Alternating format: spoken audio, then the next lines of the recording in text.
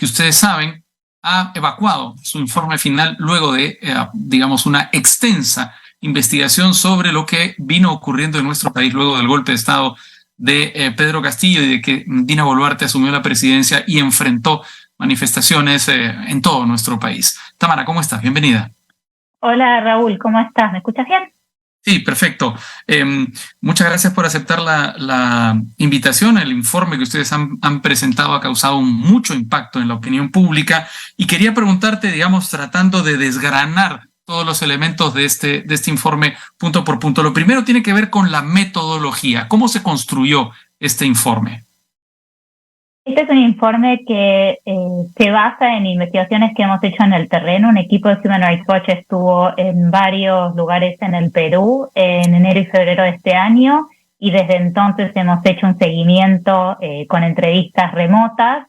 Hicimos un total de 140 entrevistas en este periodo de tiempo a diferentes tipos de actores. Nos reunimos con autoridades, revisamos informes de balística y un dato particular de este informe es que se basa además en un análisis de verificación de más de 37 horas de video, más de 660 fotografías que corroboran las conclusiones del informe. La conclusión más contundente, más, digamos, frontal, es que en la represión de las manifestaciones hubo uso desproporcionado e indiscriminado de la fuerza. Pero me interesa aquí el matiz, porque al hacer esa afirmación se dice que el uso desproporcionado e indiscriminado de la fuerza fue contra manifestantes y transeúntes. Así es. Este informe muestra que hubo actos de violencia, pero que las manifestaciones fueron mayormente pacíficas. Entonces, lo que hemos visto es que el uso de la fuerza fue totalmente desproporcionado, fue brutal y fue indiscriminado. Hemos documentado en este informe 49 muertes de manifestantes y transeúntes, 8 de ellas son personas menores de 18 años de edad, y el análisis de las fotografías, los videos y los informes muestran que en varios casos se disparó al torso, a la cabeza, a la espalda de estas personas. En al menos 39 hubo heridas de bala y en 5 adicionales casos de heridas por perdigones que fueron disparados por escopetas. Lo que concluimos en este informe es que se trataría de ejecuciones extrajudiciales o arbitrarias, que según el derecho internacional es responsabilidad del Estado. 34 por disparos en las partes superiores del cuerpo, 21 personas que no tenían que ver con las protestas. Sí, es que esto es lo que te demuestra la barbaridad de lo que ocurrió. O sea, estamos hablando de casos donde no hay una explicación de legítima defensa, sino que son casos donde incluso se ve en videos que hemos publicado nosotros y que hemos verificado que hay en redes sociales que los disparos fueron directamente al cuerpo, casos de gente que se estaba yendo. El caso de una persona que estaba detrás de un árbol y cuando se va del árbol y empieza a caminar le disparan directamente.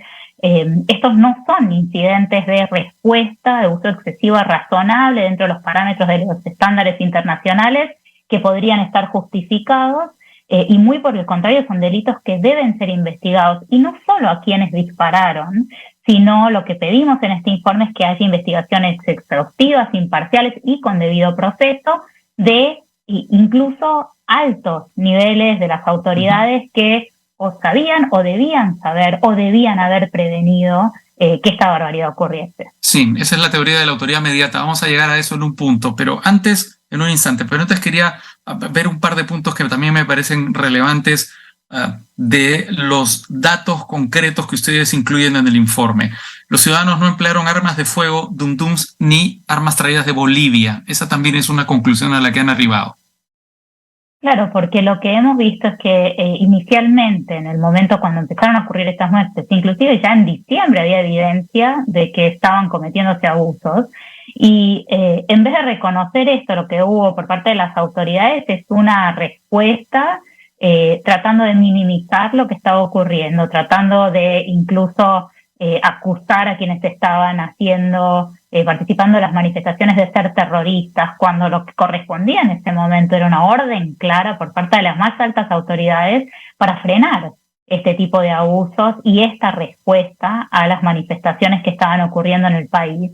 Y esto también, digamos, no sé si quieres que hablemos de esto ahora o después, pero creo que es importante ponerlo en el contexto del país. O sea, esto, ¿por qué la gente salió a manifestar? ¿Qué es lo que está detrás de esta violencia? El informe no habla solo de los abusos cometidos por las fuerzas de seguridad, sino el contexto de deterioro de las instituciones democráticas, de corrupción, de marginalización de las comunidades más necesitadas, sobre todo en el sur del país, de las comunidades indígenas. Entonces, este es el contexto en el que ocurre y esto es a lo que el gobierno le tendría que estar prestando atención.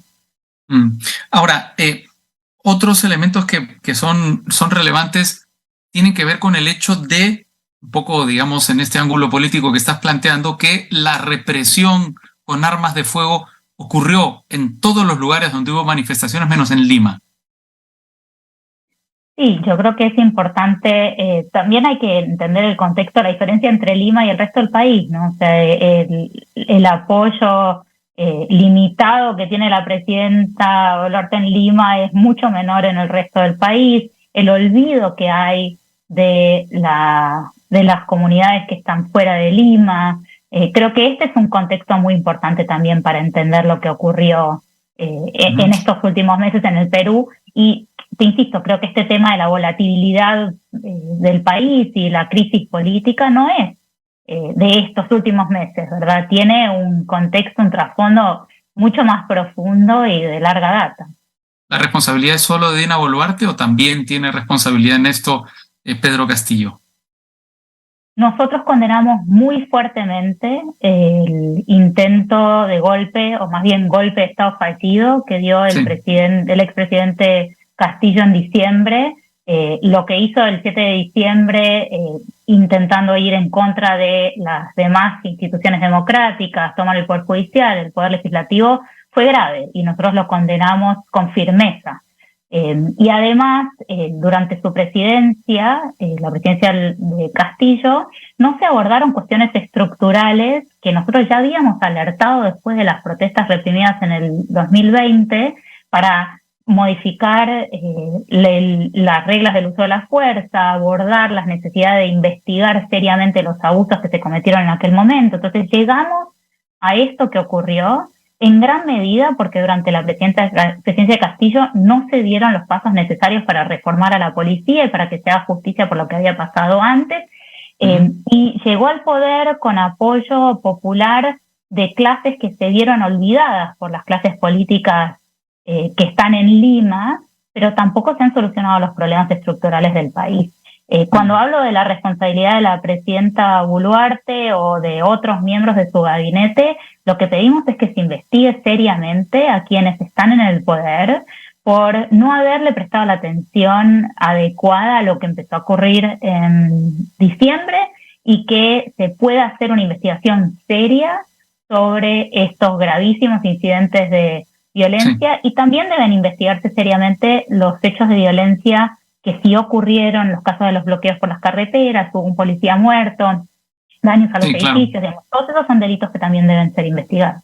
Sí, por supuesto, eso es un problema muy anterior a su presidencia, pero es innegable que el presidente Castillo hizo grandes esfuerzos por seguir o profundizar la desinstitucionalización de la policía, constituyendo una policía paralela a información que ha ido apareciendo. De hecho, hay un detenido, un sujeto al que llaman el Español, por construir un servicio de inteligencia paralelo. Ahora, más datos del informe. 125 civiles heridos de bala, pero no hay policías separados ni sancionados por lo que ha ocurrido.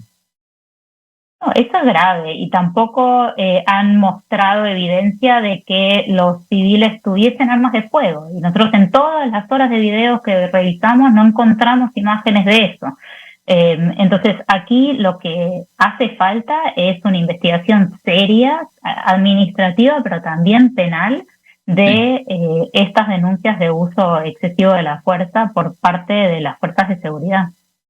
Ahora, el tema álgido que has mencionado hace un momento, que yo quería dejarlo para luego de haber analizado algunos de los elementos de juicio que ustedes incluyen en el informe, tiene que ver con las investigaciones, justamente con el accionar lento del Ministerio Público, que según las afirmaciones que ustedes incluyen, en algunos casos es incluso flagrante o malintencionado porque han desaparecido pruebas, el desinterés del Congreso y también la falta de interés del propio gobierno. Yo creo, no sé si esto llegaron a evaluarlo, supongo que no, que la salida del ministro de Justicia, Tello, que estaba comenzando a negociar las reparaciones para los familiares de las víctimas, es también significativo dentro de esta lógica. Las razones para la renuncia del ministro habrá que preguntárselas al ministro. Lo que yo sí te puedo decir de las investigaciones que hemos hecho nosotros es que encontramos gravísimas deficiencias en las investigaciones penales, donde no se hicieron pruebas iniciales elementales, como preservar la escena del crimen, hacer pruebas técnicas para determinar si habían las fuerzas de seguridad, los miembros de la fuerza de seguridad disparado armas de fuego, revisar las cámaras de seguridad, realizar autopsias. Hubo 2 casos que nosotros documentamos donde no se hicieron autopsias de los muertos antes de enterrarlos. Entonces, sin esa información elemental, es imposible que haya justicia. Entonces, una de las grandes demandas de los familiares de las víctimas y que nosotros incluimos en este informe es que haya investigaciones serias y exhaustivas dentro de la Fiscalía en el Perú, pero además que el gobierno invite a una comisión internacional de expertos que pueda acompañar estas investigaciones y respaldarlas para que se hagan de una manera adecuada. Bueno, vuelvo un momento a Tello para plantearte una pregunta que creo que tiene que ver con lo que están haciendo, con lo que han propuesto en el informe, que es que se dice que Tello sale justamente porque estaba negociando con los familiares el tema de las reparaciones. Y claro, dentro del gobierno eso sienta mal porque hacer reparaciones implica reconocimiento de responsabilidad, ¿verdad? Entonces, un poco siguiendo lo que estabas planteando, en base a tu experiencia, ¿qué caminos suelen seguir estos casos de violaciones de los derechos humanos? ¿Hasta dónde llegan las sanciones? Es decir, ¿hasta Dina Boluarte podrían llegar? ¿Hasta Alberto Otárola, el presidente del Consejo de Ministros? ¿Ese es el camino que han seguido históricamente estas investigaciones? Mire, yo te diría que hay 2 caminos. Uno tiene que ver con las reparaciones a las víctimas, que son importantes y son necesarias en el caso que las víctimas decidan aceptarlas. Pero ese tipo de reparaciones monetarias no pueden ser una alternativa a la justicia penal. Y la justicia penal tiene por lo menos 2 niveles. Uno es quienes efectivamente dispararon el gatillo y son los responsables de un incidente en particular, pero existe el otro nivel de responsabilidad a más altos niveles, que se evalúa, como hablábamos antes, por quienes, tiene que evaluarse quienes sabían o debían saber lo que estaba ocurriendo en un determinado momento, o quienes no tomaron las medidas adecuadas, tanto para prevenir los abusos como para asegurar que se investiguen adecuadamente. Y en este nivel de responsabilidad, lo que nosotros pedimos es que se investigue hasta los más altos niveles.